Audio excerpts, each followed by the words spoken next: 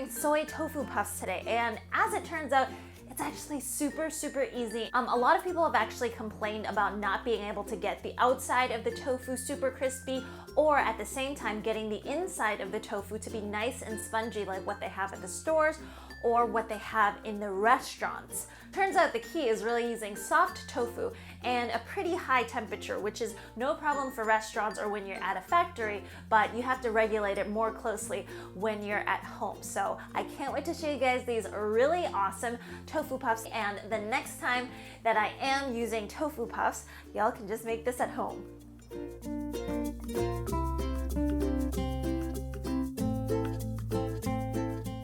Okay, so stage one, you are looking for soft tofu. So nothing that's too kind of extra firm, and you're definitely not looking for the silken tofu because that won't work as well. So something with just like a little bit of give and kind of mimics the texture of what you see right here.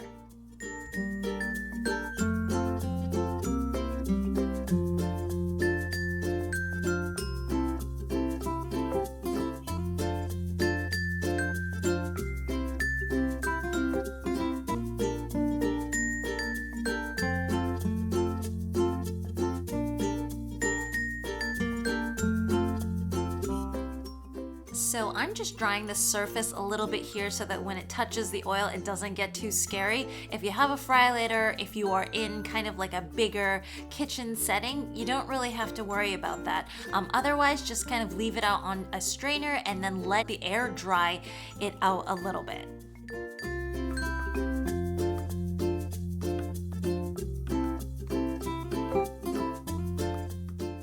So you can see that in a home kitchen, this can get quite messy. I have the temperature right at 375, 380, better kind of airing on the high side.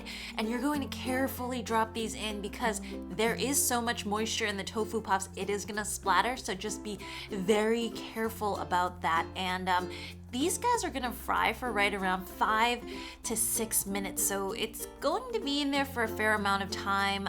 The oil is kind of seep in and get the inside moisture to evaporate so that you get those nice pockets that are synonymous with tofu puffs. So at a certain point, you can actually see that the tofus start floating, and that is a point that you want because that means it's kind of more hollow on the inside. And just kind of like gently make sure to flip it around so that all of the sides are frying.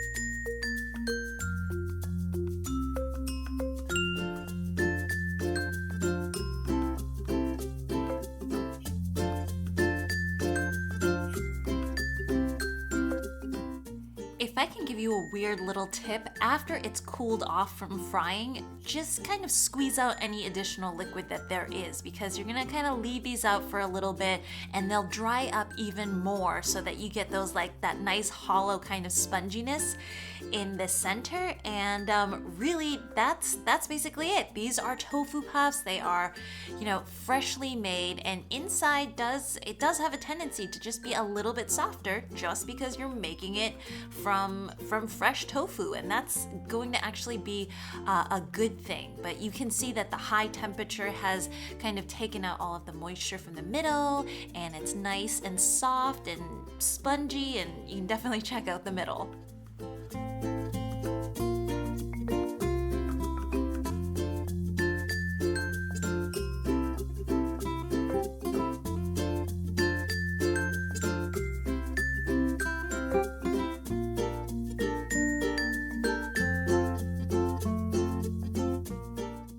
Anyways, I hope you all enjoyed this recipe. It's just one extra recipe in making you all autonomous from actually having to go to the grocery store.